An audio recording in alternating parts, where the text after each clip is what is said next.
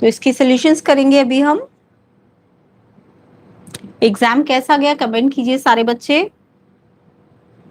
कैसा था आपका एग्जाम, जिनके कंपार्टमेंट एग्जाम था या फिर इम्प्रूवमेंट वाले बच्चे, तो कैसा गया एग्जाम, कमेंट कीजिए सारे बच्चे।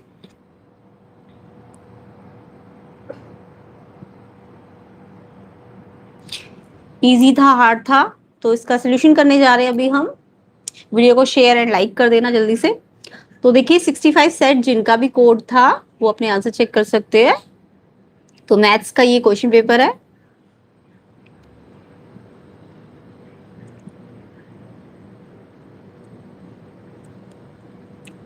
तो चलिए स्टार्ट करते हैं इसके सेक्शन ए के क्वेश्चन से।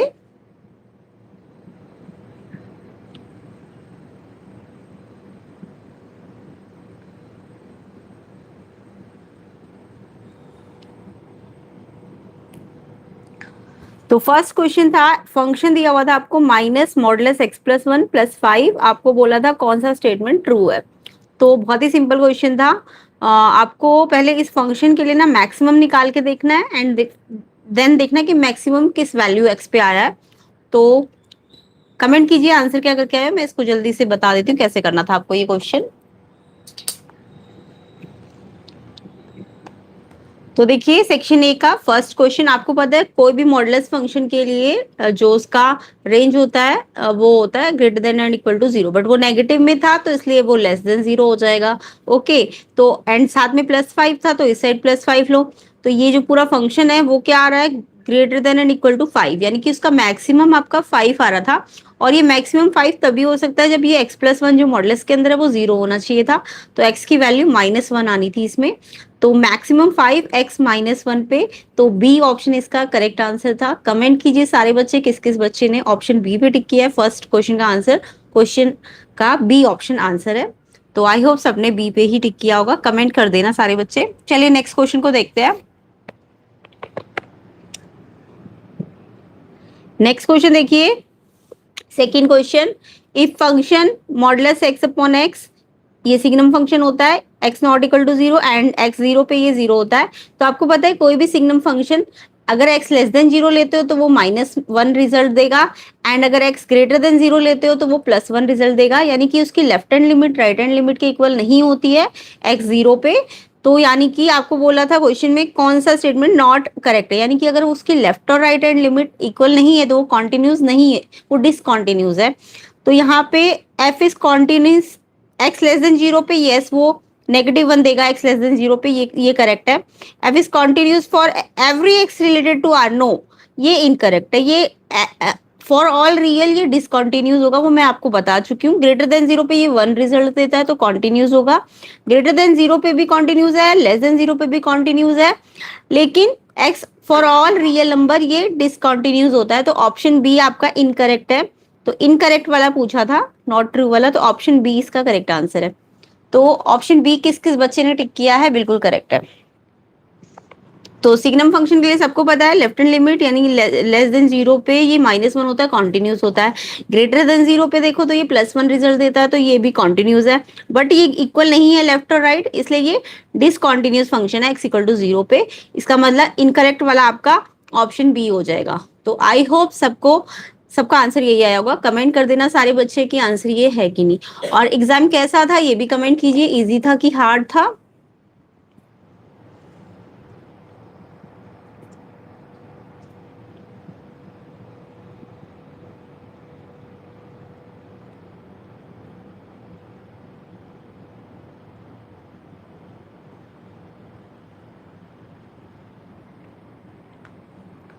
तो चलिए नेक्स्ट क्वेश्चन पे आते हैं।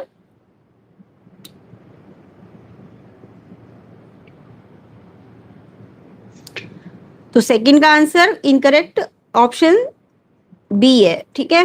नेक्स्ट देखिए question number 3, the value of cos inverse cos 7π/6। तो कॉस इनवर्स कॉस आपस में कैंसिल हो जाएगा, फिर 7π/6 बचेगा, लेकिन वो तो उसकी प्रिंसिपल ब्रांच में आता ही नहीं है, 0 to π होती है ना प्रिंसिपल ब्रांच।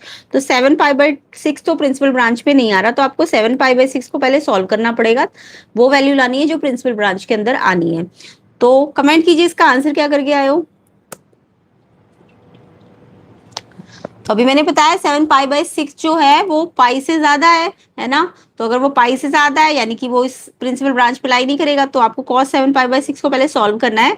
तो 7 पाई/6 को आप cos थीटा को लिख सकते हो, cos 2 पाई - थीटा इक्वल होता है ना। तो यहाँ से cos 2 पाई - 7 पाई/6 करोगे तो 5 पाई/6 आएगा, और 5 पाई/6 प्रिंसिपल ब्रांच के अंदर आता है, और cos इनवर्स से cos कटेगा तो 5 पाई/6 इसका करेक्ट आंसर होगा, ऑप्शन बी।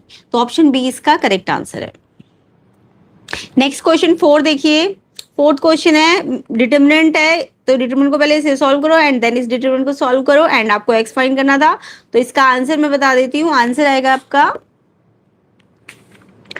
आंसर इसका 2 आएगा, ऑप्शन ए। तो सिंप्लीफाई करना आई होप सबको आता होगा, फोर्थ का आंसर 2 है।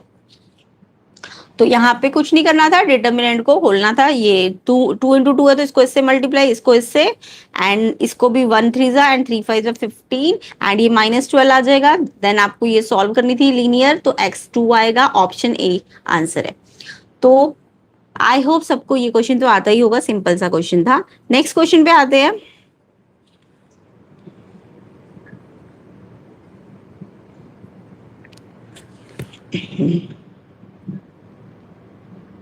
क्वेश्चन 5 देखिए।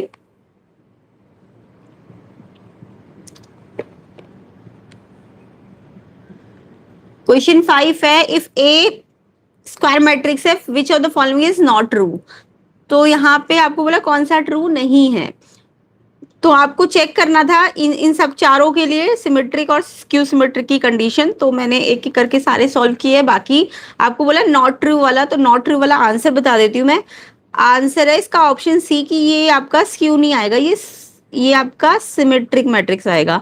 स्क्यू लिखा है तो ये गलत वाला है, तो ऑप्शन सी इसका गलत आंसर है। बाकी करने का तरीका कुछ ऐसा था, सारे आप चेक कर लो। तो अगर आपको इसका सिमेट्रिक या स्क्यू सिमेट्रिक चेक करना है तो पहले वाले का देखो, इस पूरे के ऊपर ट्रांसपोज का साइन लगा देते हैं, फिर इस पे भी ट्रांसपोज आ जाएगा और इस पे भी ट्रांसपोज आ जाएगा। अब आपको पता है ट्रांसपोज का ट्रांसपोज वापस ए मिलेगा। अब देखो ये जो मिला मेरे को, ये इसी के तो इक्वल आ गया, तो ये सिमेट्रिक है, यानी कि A+A ट्रांसपोज वाला जो फर्स्ट वाला ऑप्शन है सिमेट्रिक, ये ए में तो सिमेट्रिक दिया है बट सी में इसको स्क्यू सिमेट्रिक का है, इसलिए सी वाला इनकरेक्ट है। क्योंकि ये जो ए पे मैंने ए के लिए चेकिंग की है ना, A+A ट्रांसपोज के लिए, तो ये कैसा आया, ये सिमेट्रिक आया ना कि स्क्यू सिमेट्रिक। तो ऑप्शन सी स्क्यू सिमेट्रिक बोल रहा है, इसलिए इसका आंसर नॉट करेक्ट वाला जो है, नॉट करेक्ट वाला वो सी है। बाकी बी के लिए आप चेक कर लेते हो, कर लोगे, इसको भी ऐसे करो, इसके ऊपर ट्रांसपोज का साइन लगाओ, इस पे भी लगेगा, इस पे भी लगेगा। तो पहले पहले ये आता है फिर बाद में ये आता है ना। तो ये वापस देखो यही मिल गया, तो ये भी सिमेट्रिक है।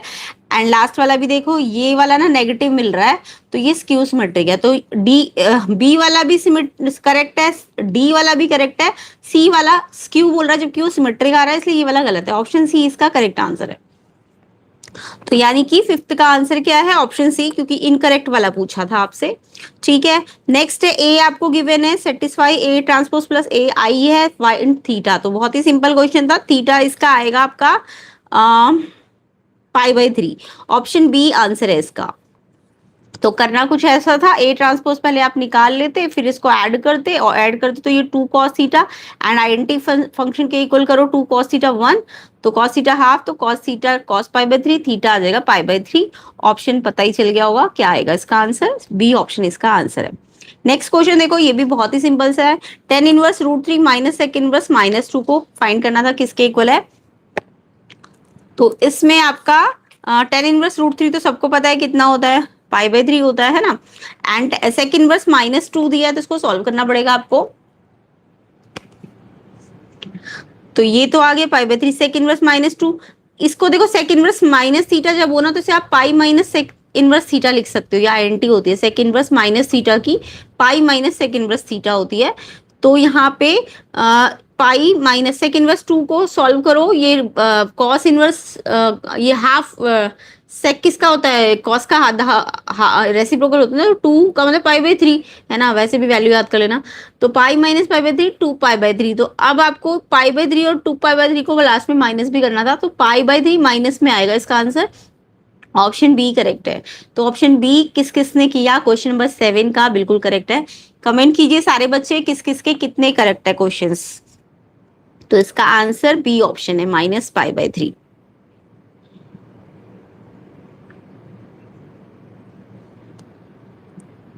नेक्स्ट क्वेश्चन देखिए, डिफरेंशिएट करना था कॉस इनवर्स ई एक्स। तो सिंपल क्वेश्चन ही अभी तक सारे। तो कॉस इनवर्स ई एक्स को एक्स के रिस्पेक्ट में करना था। तो यहाँ पे क्वेश्चन नंबर 8 में इसको y मानना था, कॉस इनवर्स थीटा का डिफरेंशिएशन करना था, तो -1/√1 माइनस एक्स स्क्वायर। एक्स क्या है? ई एक्स है ना। अब ये क्योंकि x ई एक्स है, जबकि आपको तो डिफरेंशिएट x के रिस्पेक्ट में करना था, तो चेन रूल से डिफरेंशिएट ई एक्स का करना था वापस। अब आपको पता है 1 माइनस ई एक्स पे स्क्वायर है, तो ये 2 इससे अंदर मल्टीप्लाई हो गया, 2x बन जाएगा। तो ये और ई एक्स का डेरिवेटिव ई एक्स ही मिलेगा, तो ये आएगा आंसर। ऑप्शन सी आंसर है इसका क्वेश्चन 8 का। तो ऑप्शन सी किस किस बच्चे ने किया है? बिल्कुल करेक्ट है। तो सी ऑप्शन इसका आंसर है। नाइन्थ देखिए, इंटीग्रेशन करना था इस फंक्शन का, एंड इंटीग्रेशन का आंसर आपको 0 दिया हुआ है, के फाइंड करना था। बहुत ही सिंपल क्वेश्चन था नाइन्थ। तो आपको इंटीग्रेशन करना है 9x² तो x3/3 हो जाएगा, 4x की जगह x² 2 हो जाएगा, 2k है तो कांस्टेंट है तो x लग जाएगा, एंड देन लिमिट लगानी थी आपको 0 to 1। अब आपको इसे कैंसिल कर लो, 3 3 जा तो ये 3x3, ये 2 2 जा 2x², and then limit left hand limit पहले पुट करो x की जगह, एंड माइनस जब 0 पुट करोगे तो सारे 0 बन जाएंगे। तो ये लिमिट रख दी है, एंड इक्वल्स टू में 0 दिया हुआ था आपको, तो आपकी लीनियर इक्वेशन सॉल्व करके k की वैल्यू हाफ आ जाएगी। तो k हाफ का मतलब ऑप्शन सी है इसका आंसर। ऑप्शन सी नाइन्थ का आंसर है। किस किस बच्चे ने ऑप्शन सी पे टिक किया है हाफ? बिल्कुल करेक्ट है। एंड कमेंट करके सारे बच्चे बताना किसके कितने करेक्ट है। 10th क्वेश्चन देखिए, if A and B are square matrices, order 3 दिया है, डिटरमिनेंट ए की वैल्यू दी है, डिटरमिनेंट बी की वैल्यू दी है, एंड 2ab का डिटरमिनेंट फाइंड करना है। सिंपल प्रॉपर्टी लगानी है डिटरमिनेंट की। तो ये वाली प्रॉपर्टी आपको पता है, अगर k कोई कांस्टेंट है एंड साथ में कोई डिटरमिनेंट a है, तो k जो स्केलर होता है वो मैट्रिक्स नहीं है अगर वो, तो k की पावर n मतलब ऑर्डर बाहर आ जाएगा, और डिटरमिनेंट a पे वापस डिटरमिनेंट लग जाएगा। तो यहाँ पे 2ab, तो देखो 2 तो कांस्टेंट है ना, तो वो तो 2 की पावर n ऑर्डर पे आ जाएगा, यानी ऑर्डर आपको 3 दिया था, तो 2 की पावर 3 एंड इस पूरे पर डिटरमिनेंट लग जाएगा। और डिटरमिनेंट की प्रॉपर्टी है, जब कोई प्रोडक्ट में होता है दो मैट्रिक्स, तो उनका डिटरमिनेंट अलग अलग से निकाला जाता है। तो 2 की पावर 3 का मतलब 8, डिटरमिनेंट ए की वैल्यू रखनी थी, बी की रखनी थी, इसे मल्टीप्लाई करना था, देन 2 to 4 इसका आंसर है। ऑप्शन डी, ऑप्शन डी है इसका आंसर। तो बहुत ही सिंपल सा क्वेश्चन था ये भी।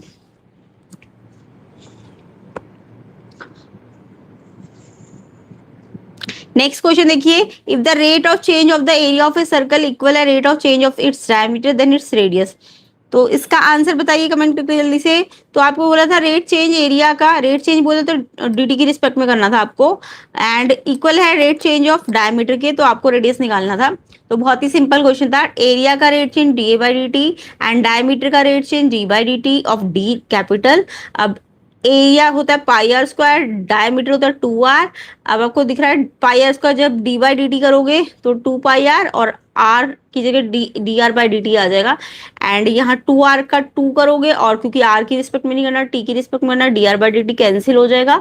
अब r निकालना है, तो ये जो 2π है यहाँ डिवाइड होगा, तो 2 से 2 कट के 1/π आएगा आंसर। 1/π ऑप्शन डी आंसर है। तो रेडियस 1/π आनी थी इसकी, डी ऑप्शन इसका आंसर है 1/π। नेक्स्ट क्वेश्चन देखो 12th, इफ वेक्टर ए आपको दिया है, वेक्टर बी दिया है, perpendicular to each other, then the value of lambda. तो वेक्टर ए अगर वेक्टर बी के परपेंडिकुलर है, तो परपेंडिकुलर में क्या होता है, स्केलर्स के डॉट प्रोडक्ट निकालने, मतलब डॉट प्रोडक्ट निकालना है ए और बी का, और परपेंडिकुलर है तो 0 के बराबर रखना होता है ना, ये सबको पता है ना। तो अगर कोई दो वेक्टर परपेंडिकुलर है, तो डॉट प्रोडक्ट a1 का b1, a2 के साथ b2, a3 के साथ b3 एंड इक्वल टू 0 होता है। तो यहाँ पे a1 3 था, और b1 आपका लैम्डा था, ऐसे a2 b2 रखना था, a3 b3 रखना था, इक्वल टू 0। तो यहाँ पे 3 लैम्डा -2, ये तो 0 बन जाएगा, तो लैम्डा की वैल्यू 2/3 आएगी। 2/3 का मतलब ऑप्शन सी है इसका answer. Option C question number 12 का आंसर है। किस किस बच्चे का आंसर ये है, एंड कमेंट कीजिए, एंड वीडियो शेयर कर देना ज्यादा से ज्यादा, लाइक भी कर दो, लाइक नहीं कर रहे हो जल्दी जल्दी लाइक करो वीडियो को। क्वेश्चन नंबर 13 पे आते हैं।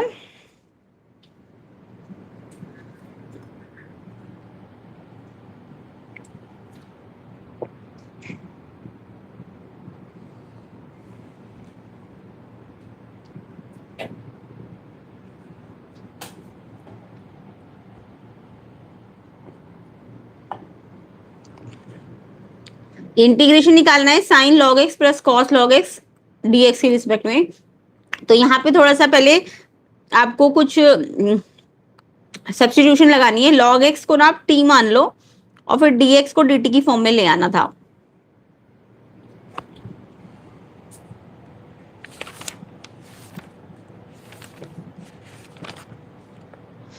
तो बहुत ही सिंपल क्वेश्चन था, क्वेश्चन नंबर 13। तो पहले log x को t मानना था, तो जिससे x यही रहेगा तो log उधर जाएगा, तो ये x यही रहता है, log उधर जाता है तो e की पावर में बन जाता है ना, x e की पावर t बन जाएगा। और dx डेरिवेटिव लो, dx आ जाएगा e t dt। तो dx की जगह तो e t dt पुट कर देना है, एंड साइन log x की जगह t पुट करा, cos log x की जगह t पुट करा, तो सब्स्टिट्यूशन लगाना था। अब आपको ये वाली प्रॉपर्टी पता है, e t के साथ अगर फंक्शन t है एंड e t के साथ अगर डेरिवेटिव ऑफ t है, तो वो जो प्रॉपर्टी होती है ई टी एफ टी के साथ आ जाता है फंक्शन के साथ। तो यहाँ फंक्शन साइन टी है और उसका डेरिवेटिव कॉस टी है, तो आंसर में ई टी के साथ साइन टी फंक्शन आएगा प्लस सी। और फिर टी की वापस वैल्यू रख दो, टी लॉग एक्स था, यहाँ भी टी लॉग एक्स था। अब ई और लॉग एक साथ होता है तो ई और लॉग कैंसिल होकर एक्स बन जाएगा, X sine log X plus C, option D इसका आंसर है। तो यहाँ पे E X F X plus F derivative X की प्रॉपर्टी लगानी थी आपको क्वेश्चन में, पहले सब्स्टिट्यूशन करनी थी। तो ऑप्शन डी करेक्ट है इसका, X sine log X plus C. Next question 14 देखिए, y equal to √5 plus cos X D Y by D X निकालना है। तो पहले आप y देखो इधर भी है इधर भी है, पहले ये रूट हटाओ। रूट हटाने के लिए स्क्वायरिंग करनी थी आपको इसमें, तो रूट हटाना है ओवरऑल, तो स्क्वायरिंग कर दो, y का y स्क्वायर हो जाएगा, यहाँ से रूट हट जाएगा। अब आप डेरिवेटिव डिफरेंशिएट करना था, differentiate with respect to x and 2y, यहाँ लिखना था डिफरेंशिएट, पहले स्क्वायरिंग करनी थी देन डिफरेंशिएट करना था विद रिस्पेक्ट टू एक्स। तो 2y, अब क्योंकि y की रिस्पेक्ट में नहीं करना तो dy बाई डी एक्स आएगा, x की रिस्पेक्ट में करना है, y का dy बाई डी एक्स हो जाएगा, cos x का माइनस साइन x हो जाएगा। देन आपको dy बाई डी एक्स वाले यहाँ भी दिख रहा है और यहाँ भी दिख रहा है, इसको यहाँ ले आओ, माइनस हो जाएगा, ये यहीं रहेगा। फिर ये 2y dy by D x में से dy by D x common ले लो, इसमें से अंदर 2y और इसमें से 1 बचेगा, यानी कि 2y माइनस 1 कॉमन आके dy बाई डी एक्स ऐसे। अब dy बाई डी एक्स निकालना है तो 2y माइनस 1 नीचे डिवाइड हो जाएगा, अगर ये माइनस नीचे शिफ्ट करते हो तो ये 1 माइनस 2y हो जाएगा, ऑप्शन डी आंसर है। तो ऑप्शन डी क्वेश्चन 14 का आंसर है। किस किस का ये आंसर है, sine x upon 1 minus 2y बिल्कुल करेक्ट है। नेक्स्ट क्वेश्चन देखो 15, ए मैट्रिक्स दिया है, बी मैट्रिक्स दिया है, C equal to matrix C I J equal to A B, then C12 क्या होगा। तो देखो C12 निकालना है तो ए का वनथ रॉ, मतलब 1 का मतलब रॉ 1 लो ए की, और बी का सेकंड कॉलम लो, क्योंकि जे आपको 2 बोला है ना, आई 1 बोला है, जे 2 बोला है, तो C12 मैट्रिक्स का मतलब ए का रॉ 1 लो और बी का सेकंड कॉलम लो। समझ गए ना, आई की जगह 1 रखना है और इसकी जगह जे की जगह 2। तो ए का फर्स्ट रॉ लो, क्योंकि ये I1 है ना, तो इस ए वाले का फर्स्ट रॉ लो, क्योंकि ए पहले है, इसका फर्स्ट रॉ लेना था, यानी 1 माइनस 2 3, और बी का सेकंड कॉलम लेना है, यानी ये सेकंड कॉलम 3 2 माइनस 5। फिर से प्रोडक्ट करना था, प्रोडक्ट करना आपको आता होगा, पहले इस रॉ को इस कॉलम से करते हैं, पहले इसको इससे करो, फिर इसको इससे करो, फिर इसको इससे करो, एंड बीच में प्लस का साइन। तो ये -16 आना था, ऑप्शन बी। तो किस किस को ये क्वेश्चन आता था कमेंट करना सारे बच्चे। तो ये 16 माइनस बी ऑप्शन इसका आंसर है। 16 क्वेश्चन देखो, if two event A and B independent है, तो आपको पता होना चाहिए कौन सा करेक्ट नहीं है। तो इंडिपेंडेंट अगर ए और बी है तो क्या क्या हो सकता है इसका कंडीशन। तो अगर ए और बी इंडिपेंडेंट इवेंट है तो उनका जो उनकी जो कॉम्प्लीमेंट इवेंट होती है ए नॉट और बी नॉट, वो भी इंडिपेंडेंट होती है, ये सबको पता है। अगर ये इंडिपेंडेंट है तो इनका जो इंटरसेक्शन होगा वो प्रोडक्ट के इक्वल होगा, probability of A probability B, इनकी प्रोबेबिलिटी इंटरसेक्शन की इसकी इक्वल होती है। तो ये इंडिपेंडेंट के बारे में आपने पढ़ा होगा। एंड इनका जब आप ए बाई बी निकालते हो ना कंडीशनल प्रोबेबिलिटी, तो वो अगर ए ऊपर है तो ए के बराबर आएगी, बी ऊपर है तो बी के बराबर आती है। एंड इनका जो कॉम्प्लीमेंट की इंटरसेक्शन होती है वो उनके कॉम्प्लीमेंट के प्रोडक्ट के इक्वल होती है। तो ये सारा इंडिपेंडेंट इवेंट के बारे में आपको पता होना चाहिए। तो उस हिसाब से जो मैच नहीं कर रहा वो ऑप्शन सी मैच नहीं कर रहा, क्योंकि देखो ऑप्शन ए बोल रहा है ए नॉट बी इंडिपेंडेंट है, यस ये करेक्ट है। Independent does not indicate they are mutually exclusive, yes ये भी ठीक है। A not B not 1 minus P A not 1 minus P B not, no. देखो अभी मैंने बताया A not intersection B not, A not B not है, यानी कि इसका मतलब 1 minus P A of 1 minus P B, ये वाला तो ऑप्शन डी में दिया है ना, जबकि ये बोल रहा है ए नॉट बी नॉट और यहाँ ए और बी लगा रहा है। 1 माइनस पी ए नॉट तो पी ए के बराबर आ जाएगा ना, और 1 माइनस पी बी पी, इसका मतलब तो पी ए आ जाएगा और पी बी आ जाएगा, और जबकि यहाँ तो इंटरसेक्शन दिया हुआ है बाहर सी वाले में, तो अगर यहाँ इंटरसेक्शन पे कॉम्प्लीमेंट है तो इन पे भी तो कॉम्प्लीमेंट आना था, जबकि ये तो ये वाला रिजल्ट दे रहा, तो ये वाला सी वाला गलत है, तो नॉट करेक्ट वाला पूछा था, ऑप्शन सी है इसका आंसर। क्वेश्चन नंबर 17 देखिए, इंटीग्रेशन करना था 1/x+√x dx एंड इंटीग्रेशन का आंसर दिया हुआ था, आपको k निकालना था, तो पहले इसका इंटीग्रेशन सॉल्व करना आना चाहिए था आपको।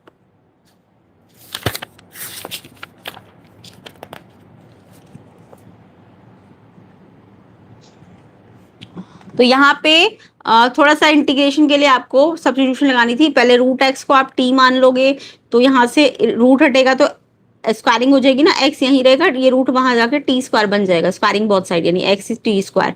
अब x का dx करा तो टी स्क्वायर का 2t dt हो जाएगा। अब आपको इंटीग्रेशन मतलब सब्स्टिट्यूशन लगा देनी है, dx की जगह तो हम 2t dt रख देंगे, 1/x की जगह टी स्क्वायर रख देंगे एंड √x की जगह t रख देंगे एंड dx को 2t dt। अच्छा, ये x की रिस्पेक्ट में लिमिट है तो t की रिस्पेक्ट में लिमिट चेंज हो जाएगी, 0 to 2 हो जाएगी, ये तो आपको करना आता होगा। एंड देन आपको ये 2t, इसमें से t कॉमन आया, t+1, t कॉमन लिया तो t+1, t से t कट गया तो 2 बाहर ले लो और 1/t+1, अभी 1/t+1 का लॉग आ जाएगा, ये 2 तो बाहर, अब इस पे लिमिट लगा दो 0 to 2, t के रिस्पेक्ट में तो t वाली ही लिमिट लगानी होती है।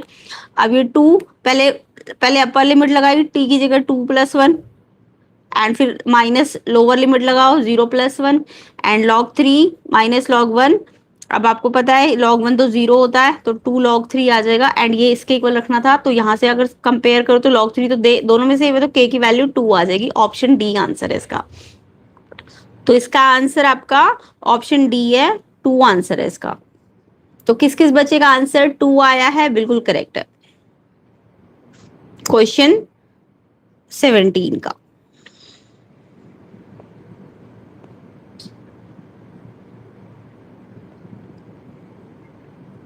नेक्स्ट क्वेश्चन देखिए 18, for event A and B, P B आपको 3/5 दिया, ए बाई बी हाफ दिया, ए यूनियन बी 4/5 दिया, पी ए आपको निकालना था।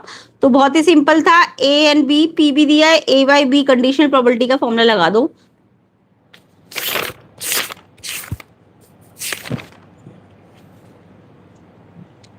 तो conditional probability A by B होता है इंटरसेक्शन ऊपर बी नीचे, बी नीचे यहाँ गिवन है ना तो बी नीचे आएगा। अब आपको ये गिवन था और ये भी गिवन था तो ये यहाँ के मल्टीप्लाई हो गया, तो इंटरसेक्शन की प्रोबेबिलिटी 3/10 आ जाएगी। अब यूनियन की प्रोबेबिलिटी लगा दो फॉर्मूला, तो ए की निकालनी है, बी की पता है, इंटरसेक्शन की पता है और ये भी पता है, तो ए निकालना है तो ये सारे वहां जाके माइनस हो जाएंगे, तो ये सॉल्व करना तो आता होगा, ये हाफ आ जाएगा, पी ए की प्रोबेबिलिटी हाफ आनी थी, ऑप्शन ए। तो ऑप्शन ए इसका करेक्ट आंसर है, half. Next question assertion reason पे आ जाओ। Let R relation on set A of all books in a school library R x y a x and y have the same number of pages and S relation is set A from same library such that S P Q P and Q are mathematics book। R intersection S phi यानी इनमें कोई relation नहीं है, then R intersection equivalence होगा। तो यहाँ पे देखो अगर मैं R की बात करती हूँ तो वो रिफ्लेक्सिव भी है, सिमेट्रिक भी और ट्रांजिटिव भी है, ठीक है।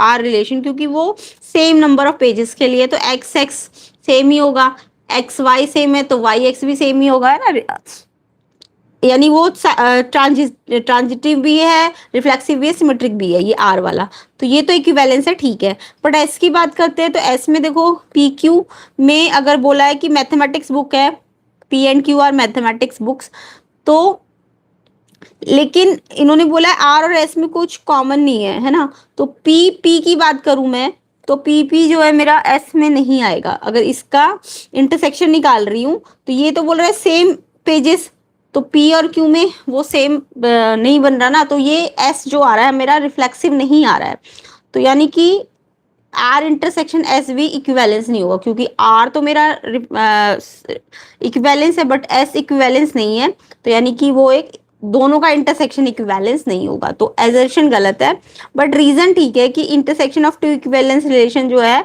वो इक्विवेलेंस रिलेशन होता है, ये करेक्ट है आपका, रीजन करेक्ट है बट एजर्शन गलत है, तो इसका मतलब ऑप्शन डी है आंसर, इसका आंसर ऑप्शन डी है।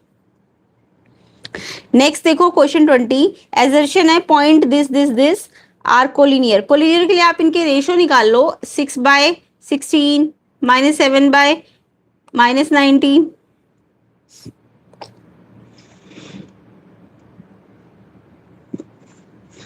अच्छा पहले ए बी निकाल लो, ए बी कितना आएगा, 16 - 6 10, पहले तो ए बी निकालना पड़ेगा ना आपको, 16 - 6 10 आएगा, और ये -19 + 7 ये आ जाएगा -19 + 7 -12 आ जाएगा, और ये -4 0 -4 आ जाएगा, है ना। ऐसी ए सी भी निकाल लो, 6 - 1 5 आ जाएगा, 1 - 6 1 - 6 -5 -1 + 7 6 एंड 2 - 0 2। फिर इनके ना रेशो निकालने थे आपको, पहले तो ए बी निकाला पोजीशन वेक्टर, फिर ए सी पोजीशन वेक्टर निकाला, फिर हमने इनके रेशोज निकाल के देखे, 10/-5 -12/6 -4/2, तो ये सारे -2 आ रहे हैं, यानी A B vector A C vector का -2 टाइम्स है, तो इट मीन कोलिनियर है, तो कोलिनियर है तो एजर्शन बिल्कुल ठीक है। रीजन भी ठीक है इसका, रीजन बोल रहा है 3 point A B C collinear होते हैं अगर पॉइंट सी मिड पॉइंट है, यस अगर ए बी के बीच में आ रहा है पॉइंट सी तो वो पॉइंट सी सेम लाइन पे आ रहा है ना, इट मीन्स कोलिनियर है, बट ये इसको जस्टिफाई नहीं कर रहा है एजर्शन को कि मिड पॉइंट आने से ही ये कोलिनियर है, क्योंकि एजर्शन में तो मिड पॉइंट थोड़ी ना आ रहा है, वो तो ए बी वैक्टर -2 टाइम्स ए सी आ रहा है ना, वो तो एक्सटर्नल पे आ रहा है, वो मिड पे थोड़ा ना आ रहा है, तो वैसे दोनों से करेक्ट है, बट इसका रीजन एक्सप्लेनेशन वाइज ठीक नहीं है, तो एजर्शन रीजन करेक्ट है बट एक्सप्लेनेशन इनकरेक्ट है, ऑप्शन बी आंसर है। तो 20 का आंसर ऑप्शन बी किस किस बच्चे ने किया है, एंड 19 का ऑप्शन डी किस किस बच्चे ने किया, यानी उनके एजर्शन रीजन भी करेक्ट है। आई होप सबका सेक्शन ए कंप्लीट अच्छा गया होगा। कमेंट करके सारे बच्चे बताना 1 से 20 तक कितने करेक्ट है, सारे बच्चे मुझे कमेंट करेंगे कि 1 से 20 तक आपके कितने एजर्शन कितने क्वेश्चन सही है। चलिए सेक्शन बी को भी जल्दी जल्दी देख लेते हैं। सेक्शन बी था question 21, solve the given matrix equation for x, इस मैट्रिक्स इक्वेशन को एक्स के लिए सॉल्व करना था, तो आप मुझे आंसर कमेंट कीजिए इसका क्या करके आए थे आप, एक्स की वैल्यू कितनी आई है, तो यहाँ मैं ओवरऑल दिखा देती हूँ। पहले इसको इससे मल्टीप्लाई करो अंदर, ठीक है, फिर ऐसे इस 2 को इस पूरे से मल्टीप्लाई करना था, एंड देन 2 को इससे भी मल्टीप्लाई करना था, फिर ये प्लस करना था, ये इससे ये इससे ये इससे ये इससे, ठीक है, एंड फिर इक्वल करना था, तो ये तो इसके इक्वल है, ये 3x + 8 20 के इक्वल हो जाएगा, और x स्क्वायर 16 के इक्वल, तो जब ये 16 के इक्वल होगा तो +-4 आ रहा है, 12x अगर 48 के इक्वल करती हूँ तो x 4 आ रहा है, दोनों को सेटिस्फाई कौन कर रहा है 4, तो प्लस का 4 अगर मैं यहाँ रखती हूँ तो 20, यस रिजल्ट आ रहा है, तो x की वैल्यू +4 होगी जो दोनों में कॉमन होगा, है ना, तो 4 है इसका आंसर। नेक्स्ट देखो question 22, students are trying to fix thumb pins on a graph sheet on the class notice board. A relation are defined on set A thumb pins PQA and distance between P and Q less than 3. Determine R equivalence है यानी, तो यहाँ पे मेरे को equivalence के लिए पहले इसका रिफ्लेक्सिवनेस चेक कर, रिफ्लेक्सिव फंक्शन चेक करना पड़ेगा, देन इसका सिमेट्रिक, एंड लास्ट में इसका ट्रांजिटिव। तो अगर मैं पहला देखती हूँ कि अगर x मतलब अगर रिफ्लेक्सिव के लिए चेक करते हैं तो पी क्यू को मैं पी पी मानूंगी, तो पी और पी का डिस्टेंस तो 0 आएगा ना, तो 0 < 3 है, यस वो रिलेशन को मतलब रिलेट कर रहा है ना, आर को रिलेट कर रहा है, यानी वो रिफ्लेक्सिव है। उसके बाद इसको सिमेट्रिक के लिए चेक करो, पी क्यू के बीच का डिस्टेंस आपको बोला है <3, तो अगर P और Q के बीच का डिस्टेंस <3 है तो ऑब्वियसली Q और P का डिस्टेंस भी तो <3 होगा ना, तो यानी ये दोनों आ रहे हैं, तो सिमेट्रिक भी है। अब आप इसमें देख लो, P मान लो 0 पे है, Q मान लो 2 पे है, S मान P Q 2 पे और S एक नया पॉइंट ले लिया 4 पे है, ठीक है, तो P और Q के बीच का डिस्टेंस 2 आ रहा है, यस <3, Q और S के बीच का डिस्टेंस भी 2 आ रहा है, वो भी <3 है, बट अगर मैं P और S को देखूं तो उनका डिस्टेंस तो 4 आ गया ना, वो तो <3 हो गया, तो इट मीन्स PS रिलेशन को रिलेट नहीं कर रहा है R को, तो इट मीन्स R ट्रांजिटिव नहीं है, तो R इक्विवेलेंस भी नहीं होगा। तो ऐसे करके ये क्वेश्चन करना था। नेक्स्ट क्वेश्चन 23 देखिए, a box contains card number 1 to 22, two cards drawn simultaneously without replacement and their number are noted, what is the probability that both numbers are even. तो यहाँ पे 1 to 22 बाई 22 कार्ड्स है, इसमें से 2 ही card निकालने हैं, and number noted किया, even आने की प्रोबेबिलिटी पूछी है, तो 1 से 22 में 11, 1 से 22 मतलब 22 कार्ड्स है, देन 11 क्या होंगे उसमें इवन और 11 ऑड होंगे। आपको इवन के लिए बोला है, बहुत नंबर्स आर इवन, तो पहले फर्स्ट इवन के लिए अगर आप निकालते हो तो इवन के कितने कितने इवन है, मैंने बताया ना नंबर ऑफ इवन 11 होंगे क्योंकि 22 कार्ड्स है, तो फर्स्ट इवन में 11 कितने में से निकाला, 22 कार्ड में से, तो half I. And second even जब निकालोगे, क्योंकि विदाउट रिप्लेसमेंट है, तो second even after first even, तो आफ्टर फर्स्ट इवन का मतलब अब 21 बचे हैं, एंड अगर 11 पहले निकाल चुके तो अब 10 बचे है ना। अब बहुत इवन बोला है तो पहला भी इवन है दूसरा भी इवन है, तो ये इनको मल्टीप्लाई कर दो तो 5/21 इसका आंसर है। ऐसे इसका ऑप्शन वाला क्वेश्चन देखो, प्रोबेबिलिटी ऑफ ए दी थी, बी दी थी, इंटरसेक्शन की दी थी, आपको A not upon B not निकालना था, सिंपल इसका फॉर्मूला लगाना था। अब आपको A not intersection B not का फॉर्मूला पता है, 1 minus P A union B upon में पी बी नॉट। अच्छा, पी ए यूनियन बी आप इनकी हेल्प से निकाल सकते थे, तो ए यूनियन बी आएगा आपका, इन दोनों को प्लस किया माइनस किया, इंटरसेक्शन 5/8। अब इसकी प्रॉपर्टी लगाओगे तो 1 माइनस यूनियन 3/8 आ गया, एंड पी वी नॉट होता है 1 माइनस पी वी, तो वो 1 माइनस हाफ आ जाएगा, इसको अपॉन में रखोगे तो 3/4 इसका आंसर है। तो इसका जो ऑप्शन वाला क्वेश्चन है इसका आंसर 3/4 है, और जो बहुत सिंपल क्वेश्चन था। नेक्स्ट क्वेश्चन देखो 24, for the given linear programming problem shade the feasible region on the graph and write the coordinate. तो z आपको दिया हुआ था, ये इनके पहले पॉइंट्स निकालने थे आपको, तो पहले इसका 2x + y = 8 का x0 रखा तो y8 आएगा, y0 रखा तो x4 आएगा, ऐसे इसका भी करा। अब अब हमने ये ग्राफ में ये करा, प्लॉट किया, तो ये इनका इंटरसेक्शन 2 4 आ रहा है, ठीक है। अब आप इसको ट्रू फॉल्स के लिए चेक करो, तो ये 0 0 लेती हूँ, तो ये 8 0 0 और साइन कैसा ग्रेटर देन, तो 0 ग्रेटर देन 8, नो ये फॉल्स है ना। ऐसे ही यहाँ भी 0 0 और इसमें आपका साइन लगा ग्रेटर, इसका भी, तो ये भी फॉल्स आ रहा है मेरा, तो यानी ऑरिजिन की तरफ ना जाके शेडिंग इधर तरफ जाएगी, और कॉमन रीजन मेरा ये आएगा, यानी मेरे पास ये 3 कॉर्नर पॉइंट होंगे, एक ये और एक ये, है ना। 0 8 2 4 और 10 0, ये 3 आपके कॉर्नर पॉइंट्स आ जाएंगे।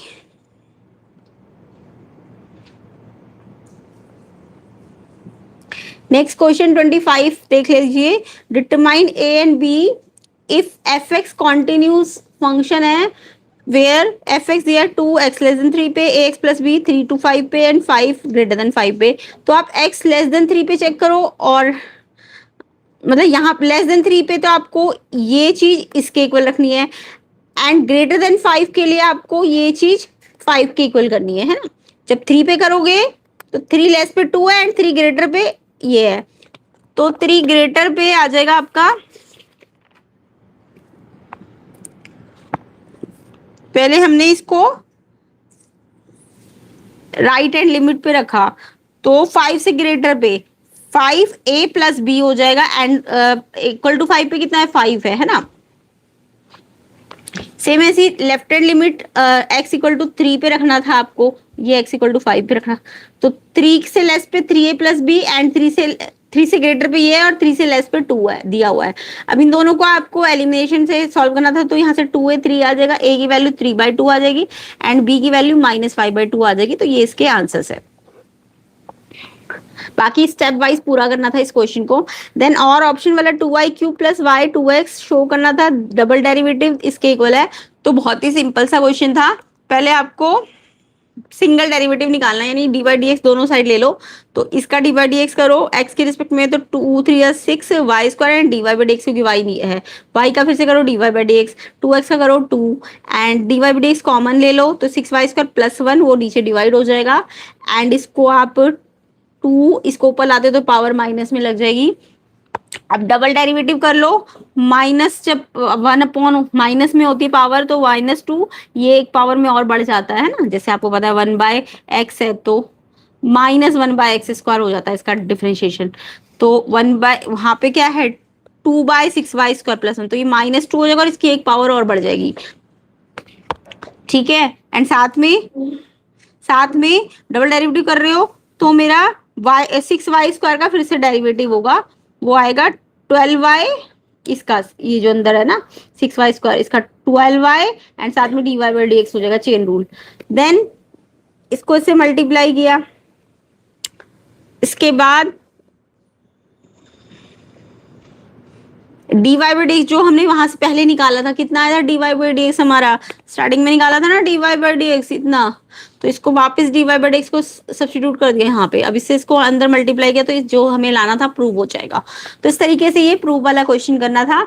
तो आई होप सबको ये क्वेश्चन सबके सही गए होंगे। कमेंट करके सारे बच्चे बताओ कि सेक्शन बी में से भी कितने करेक्ट है।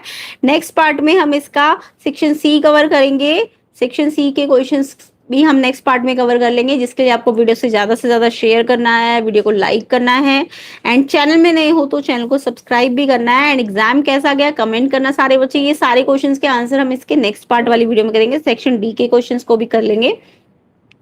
तो कंप्लीट सोल्यूशन चाहते हैं तो वीडियो ज्यादा से ज्यादा शेयर करना। सेकंड पार्ट जो बनेगा उसका लिंक मैं प्लेलिस्ट में डालूंगी, प्लेलिस्ट को भी चेक कर लेना, लिंक डिस्क्रिप्शन में मिल जाएगा आपको। तो ये इसके केस स्टडी क्वेश्चंस थे। एंड कमेंट करके बताना सारे बच्चे एग्जाम कैसा गया, वीडियो शेयर करना, लाइक करना, चैनल में नए हो तो चैनल को सब्सक्राइब भी करना।